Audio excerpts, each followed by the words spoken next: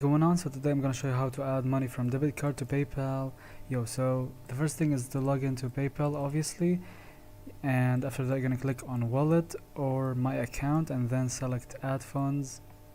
Choose debit card as the funding source. Enter your debit card details, including card number, expiration date, and stuff like that, CVV. So review the terms and conditions, then click add to link your debit card to your PayPal account. Once linked, you can enter the amount you want to add to your PayPal balance from your debit card.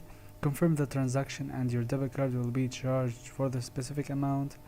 The funds will be added to your PayPal balance. You can use them to make payments or send money to others. Make sure your debit card has sufficient funds and it's eligible for online transactions. PayPal may have specific requirements or restrictions for debit card funding, so review their terms and conditions before proceeding.